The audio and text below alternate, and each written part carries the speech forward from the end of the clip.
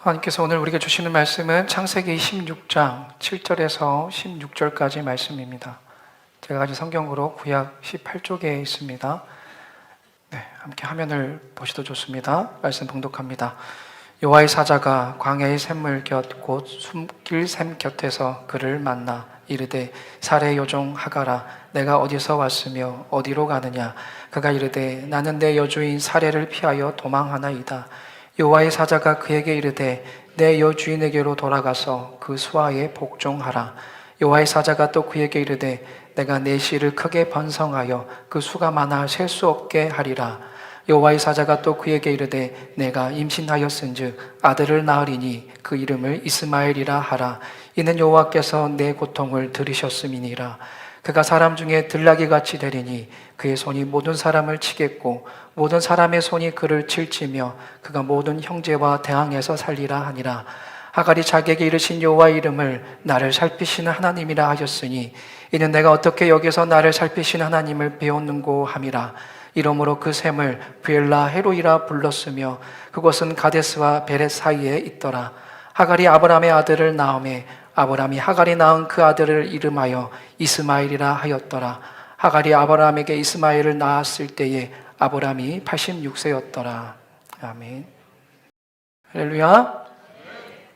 되게 한 주간 평안하셨습니까? 네, 이 귀한 예배 자리에 나오신 여러분들 주님의 이름으로 환영하고 축복합니다.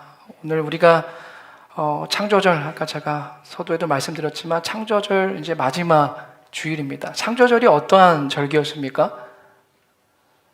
다시 시작해야 되겠네요. 창조절은 온 세상을 지으신 우리의 하나님을 기억하고 또 나를 지으신 하나님의 그 마음이 무엇일까, 또 이 창조세계 가운데 청지기로서의 내 사명이 무엇일까, 이런 것들을 고민하고 또 묵상하는 게 창조절기입니다. 그 중에서도 우리가 이제 이렇게 창조절에 인사를 나누었어요. 뭐라고 인사 나누었죠? 큰일 났네요. 오늘 창조절 제가 잘못 가르쳤네요. 우리는 세상의 복입니다라고 우리가 벌써 지금 오늘이 12번째 인사를 나누는데, 그렇죠. 계속 해야죠, 네. 세상의 복입니다. 우리는 이것은 단순히 복 받으세요라는 그런 인사가 아니에요. 뭐죠? 우리를 지으신 하나님께서 우리가 이제 세상 가운데 복의 통로가 되라는 거예요. 복의 통로가 되어서 메마른 세상에 하나님의 사랑을 알지 못하는 이들에게 그 사랑을 흘려보내는 그런 복의 통로가 되기를 하나님이 기뻐하신다. 우리 그렇게 살아가자라는 그 고백이 담겨진 게 우리가 계속 창조절 때 인사 나누었던 인사말입니다. 다시 한번 우리가 그것을 마음에 새기면서 우리 좌우 옆에 분들 앞뒤 바라보시면서 함께 인사 나누겠습니다. 시작. 우리는 세상의 복입니다. 우리는 세상의 복입니다. 지난 시간 우리는 믿음의 조상이라 불리는 아브라함 가정의 좋은 모습만 본 게 아니라 적나라한 실패, 그 실패의 모습을 함께 나누었어요. 그들은 약속을 받은 사람들이었습니다. 땅의 모든 족속이 너로 말미암아 복을 얻게 될 것이다 라는 선택받은 자들이었어요. 놀라운 하나님의 약속의 말씀을 들은 자들이었어요. 하지만 10년의 기다림에 지친 그들이었어요. 복의 통로가 되는 대신 그들은 상처의 통로가 되는 그런 불명예를 입게 되고 말았습니다. 지난 시간의 말씀을 한번 기억해 보세요. 사레는 하나님의 그 약속의 말씀을 믿지 못하고 기다리지 못하고 자신의 뜻대로 자기 힘으로 그 약속을 성취하려고 했죠. 여종 하갈을 통해서 그 하갈을 남편에게 주었습니다. 아브라함은 또 이것을 묵인했어요. 믿음의 조상이라면, 믿음의 사람이 될 사람이라면 묵인하는 것이 아니라 오히려 달래면서 그 약속의 때를 기다렸어야 되는데 묵인했어요. 그 결과가 어땠습니까? 사레는 학대자가 되었죠. 도끼를 품은 학대자가 되었고, 아브라함은 무책임한 방관자가 되었어요. 그리고 그 인간적인 욕심과 갈등의 틈바구니에서 가장 약한 존재였던 하갈, 이 하갈은 희생양이 되어 보냈습니다. 하나님의 사랑을 흘려보내야 할 가정인데 이러한 가정이 바로 하나님이 기뻐하시는 가정입니다라고 세상 많은 사람들에게 보여줘야 할 그 책임이 있는데 오히려 그 가정에서 비명이 흘러나오게 돼요. 학대와 괴롭힘에 견디다 못한 이 살해 요정 하갈은 어디로 갑니까? 만삭의 몸이에요. 그 만삭의 몸을 이끌고 황량한 광야로 도망하게 됩니다. 오늘 우리는 그 뒷이야기를 함께 나눠보려고 해요. 말씀드린 것처럼 이방 여인 이 하갈은 지금 어디에 있습니까, 여러분? 광야에 있습니다. 뜨거운 태양, 모래바람만 부는 그 광야의 한복판에 지금 그 만삭의 여인이 서 있는 거예요. 홀로 서 있습니다. 그녀의 마음이 어떠했을까요, 여러분? 한번 하갈의 마음을 헤아려 봅시다. 절규했을 것 같아요. 누구에게요? 무엇보다 하나님한테. 하나님, 그분은 나와 아무 상관이 없어. 그분은 그저 아브라함의 하나님일 뿐이야. 주인들의 하나님일 뿐이야. 힘 있는 자들의 하나님일 뿐이야. 나 같은 종에게는 아무 관심도 없을 거야. 나는 그저 쓰고 버려지는 도구일 뿐이야. 그 마음이 그녀 안에 있었을 거예요. 배신감, 외로움이 짐작이 되시죠. 근데 여러분, 오늘 본문은 바로 이 지점에서 놀라운 반전을 우리에게 보여주고 있어요. 그거 뭡니까? 우리가 믿는 하나님은 나만의 하나님, 힘 있는 자들의 하나님, 선택받은 자들만의 하나님이 아니라 어떤 분이에요? 상처받고 소외된 자들까지도 돌보시는 우리의 하나님. 이 사실을 우리는 이 대목에서 발견하게 돼요. 오늘 7절의 말씀을 주목해 보십시오. 하갈이 지쳐서 술길 샘 곁에 주저앉아 있을 때예요. 아무도 없을 것이라고 생각했던 그 곳이에요. 그 절망의 땅이에요. 근데 누가 찾아오십니까? 여호와의 사자 하나님이 그녀 곁에 찾아오세요. 그리고 부르십니다. 뭐라고 부르시죠? 8절 상반절에 보십시오. 이르되 사레의 요종 하가라라고 부르세요. 찾아오셔서 그녀를 사레의 요종 하가라라고 부르십니다. 한번 이 호칭을 곰곰이 생각해 보세요. 사레의 요정 하갈이라고 불렀어요. 그냥 이 가련한 내 딸아, 이 여인아 하가라라고 부르면 괜찮을 것 같은데 앞에 뭐라고 붙였어요? 사레의 요정 하가라. 그녀가 그토록 벗어나고 싶었던 현실이 아닙니까? 그녀의 아픈 신분이 아닌가요? 사레의 요정이라는 그 신분 때문에 얼마나 힘든 시간들을 보내고 이 광야로 도망왔는데 정확하게 그 아픔을 짚으시는 거예요. 사레의 요정 하가라. 왜 그랬을까? 우리 하나님 상처를 후벼 파기 위해서일까요? 아니에요. 그게 아닙니다. 이거는 하나님의 세심한 사랑의 마음입니다. 세심한 확인이라고 우리는 생각해야 돼요. 이 호칭에는 이런 마음이 담겨 있습니다. 하가라, 나는 네가 누구인지 잘 안다. 네가 어떤 대우를 받았는지도 내가 너무도 잘 안다. 네가 지금 어떠한 마음으로 어떤 상황 가운데 이곳에 왔는지 내가 다 알고 있다. 그 마음을 우리는 느끼셔야 돼요. 세심한 확인이었습니다. 그리고 그녀에게 인생의 가장 본질적인 질문을 던지시는데요. 상반절에 또 보십시오. 뭐라고 이어서 말씀하십니까? 8절. 내가 어디서 왔으며 어디로 가느냐라고 물으십니다. 너가 어디서 왔으며 어디로 가느냐? 몰라서 물으셨을까요? 그렇지 않죠. 이것은 하갈 스스로 자신의 인생을 직시하게 하는 질문이에요. 자신의 인생을 한번 돌아보라는 그런 하나님의 숨겨진 뜻이 있습니다. 여기에 대해서 하갈은 이렇게 대답해요. 하반절에 보십시오. 8절. 나는 내 여주인 사레를 피하여 도망하나이다 라고 말해요. 가만히 이 대답을 들여다보세요. 자, 그녀는 어디서 왔는지는 분명히 알고 있어요. 저는 여주인 사레를 피하여서 거기서 왔습니다. 정확하게 자신이 어디에서 왔는지는 알고 있습니다. 하지만 어디로 가야 할지는 대답하지 못했어요. 알지 못했다는 거예요. 과거로부터 지금 도망치고 있다는 사실만 분명할 뿐 어디로 가는지는 알지 못했어요. 목적지가 없었습니다. 여러분, 이것이 바로 하나님을 떠난 인생들의 현 주소입니다. 세상 사람들은 봐보십시오.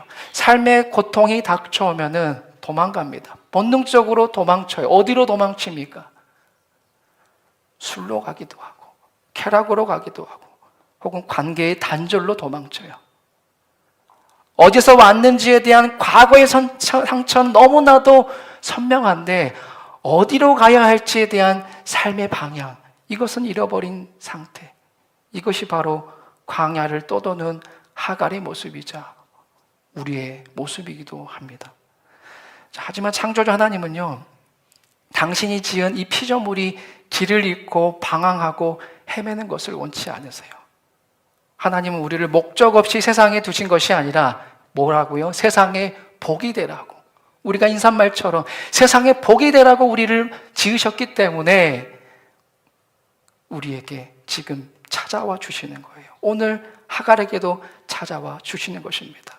잃어버린 소명을 다시 주시기 위하여서 지금 하나님은 길을 잃은 하갈에게 찾아오셨어요. 자, 그렇게 찾아오신 하나님, 도저히 이해하기 힘든 또 우리의 길을 의심케 하는 명령을 내리시는데요. 우리 9절의 말씀은 같이 한번 화면을 보시고 읽어볼까요? 함께 읽어봅니다. 시작.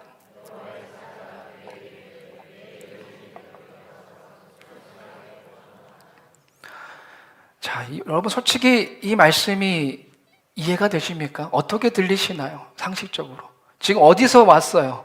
살해의 요정 하갈의 학대를 견디다 못해서 상처받은 그 몸과 마음을 지니고 광야로 도망왔는데 그 하나님이시라는 분이 지금 다시 돌아가라고 하는 거예요. 너무 가혹하지 않습니까?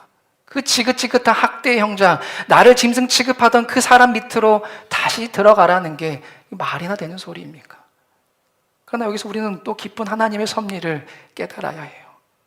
하나님이 돌아가라고 하신 것은 하갈을 다시 고통 속에 밀어 넣으시려는 그런 악의의 마음이 아니에요. 그런 악의가 아니었습니다.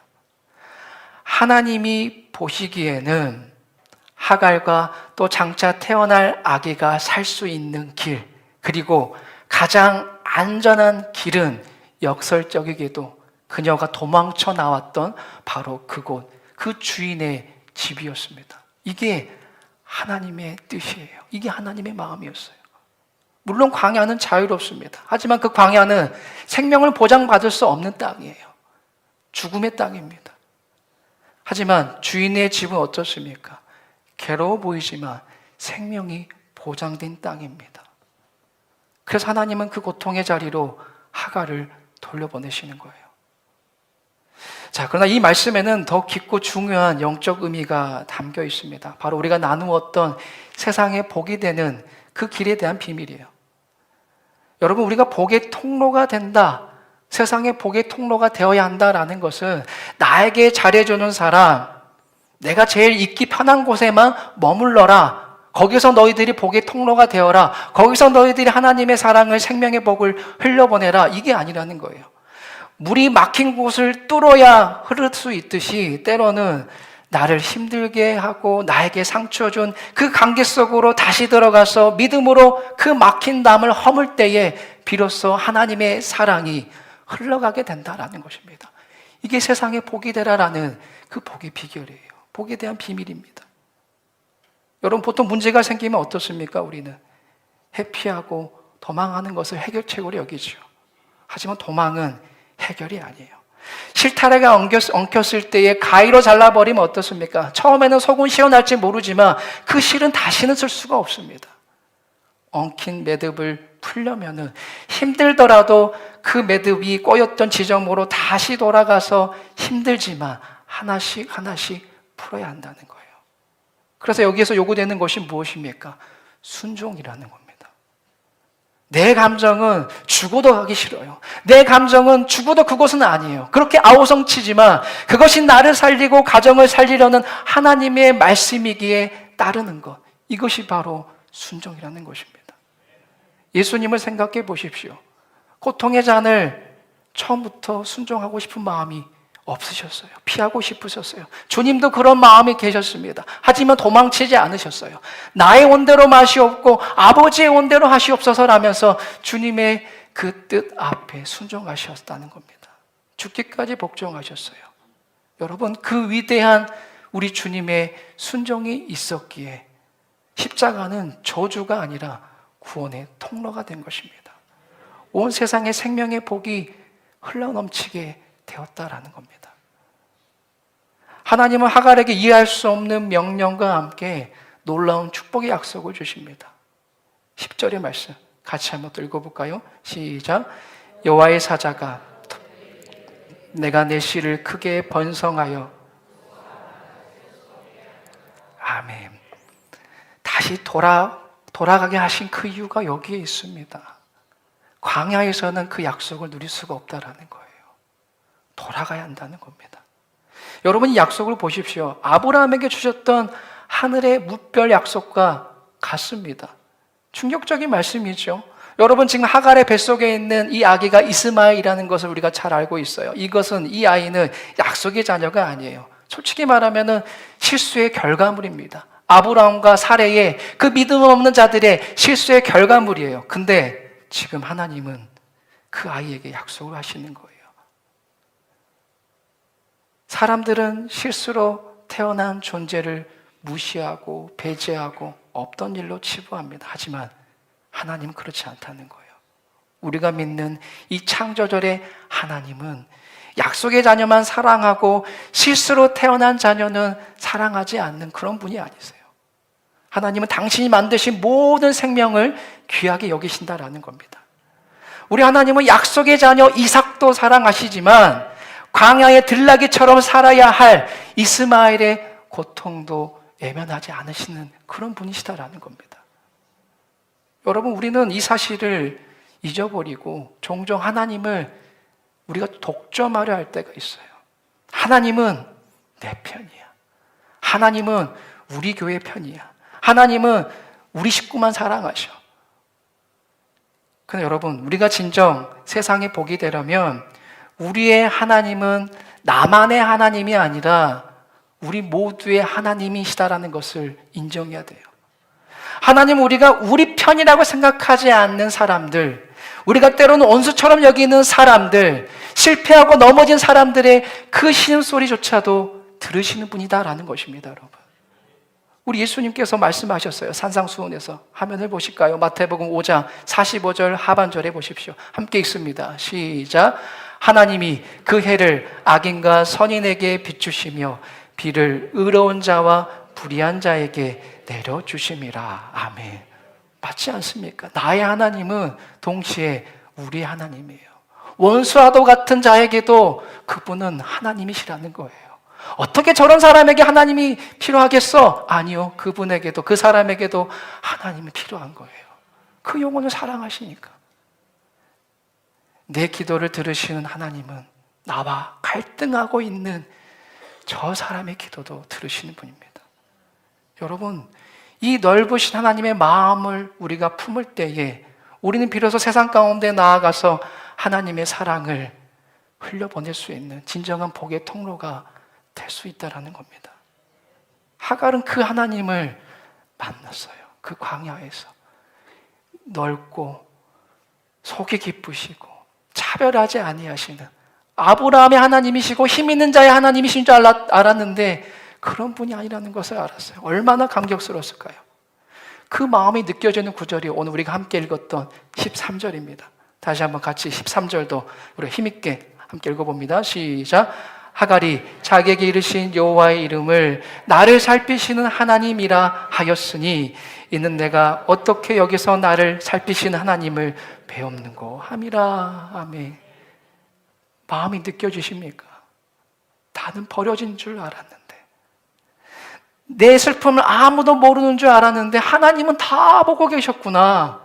저 거룩한 아브람, 저 주인들만 바라보는 하나님이신 줄 알았는데 아니었구나. 이 비천한 어느 누구도 거들떠보지 않는 이 여종의 눈물도 하나님은 보셨구나.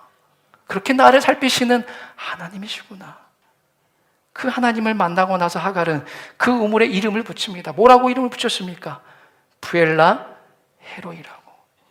하나님은 나를 살피시는 살아계신 분. 이 고백이에요.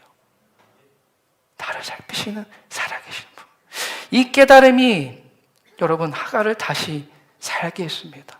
그녀가 어떻게 합니까? 우리 이후의 말씀을 보지 않았지만 사례에게로 돌아가요. 이제 그녀는 예전에 비굴한 종의 모습이 아니에요. 교만했던 그 모습이 아니에요. 겉모습은 여전히 종이었을지 모르나 그녀의 내면에는 나는 하나님을 만난 사람, 나는 하나님의 약속을 받은 어머니라는 이 존엄으로 가득 차 있었다라는 겁니다. 사랑하는 여러분, 말씀을 이제 정리하겠습니다. 우리는 창조절 기간 내내 예배 때마다 우리는 세상의 복입니다 라고 함께 인사를 나누었어요. 이 인사가 그냥 말뿐인 인사가 아니라 우리 삶의 진짜 고백이 되기 위하여서 여러분께 묻고 싶습니다. 혹시 지금 여러분의 삶 속에 도망치고 싶은 자리가 있으십니까? 사랑을 흘려보내야 하는데, 세상에 복이 되어야 하는데 오히려 미움만 쌓여서 다 때려치우고 뛰쳐나오고 싶은 가정이나 또 내 직장이나 혹은 사명의 자리가 있으십니까? 오늘 광야의 하갈에게 찾아오신 그 하나님, 브엘라 헤로의 그 하나님이 동일하게 지금 우리에게 말씀하세요. 내가 다 보고 있다. 내가 너의 그 흘린 눈물도, 너의 그 억울함도 내가 다 안다. 나는 너를 지으신 너의 하나님이다. 그러니 나를 믿고 다시 그 자리로 돌아가라. 여러분, 돌아가셔야 돼요. 근데 그냥 돌아가는 게 아니에요. 패배자가 되어서 억지로 끌려가는 게 아니에요, 여러분. 어떤 마음으로 가야 되겠습니까? 브엘라 헤로의 그 하나님, 그 하나님을 만난 감격으로 가야 한다는 거예요. 그 만난 감격과 내가 너를 통해 복을 흘려보내겠다. 너는 그렇게 복의 통로가 될 자격이 있다. 내가 너를 그렇게 지었다. 라는 그 분명한 하나님의 약속을 가지고 그것을 가슴에 품고 돌아가는 겁니다. 돌아가십시오. 남편에게로, 아내에게로, 부모에게로, 자녀에게로. 하나님이 맡겨주신 그 사명의 자리로 돌아가십시오. 우리가 감정을 죽이고 말씀에 순종하여 제자리를 지킬 때에 하나님은 우리 삶에 꼬인 실타래를 푸시고 우리를 통해 그 메마른 곳에 하나님의 그 사랑이 흘러가게 하실 줄로 믿습니다. 그것이 바로 세상의 복으로 살아가는 우리의 모습이에요. 여러분 기억하십시오. 나의 하나님, 나만의 하나님이 아니에요. 우리의 모든 실수와 아픔까지도 안아주시는 크고 넓으신 바로 우리의 하나님이십니다. 이 따뜻하고 위대한 하나님의 그 사랑이 다시 시작할 용기를 내는 저와 여러분의 삶 위에 충만하시기를 주님의 이름으로 축원합니다.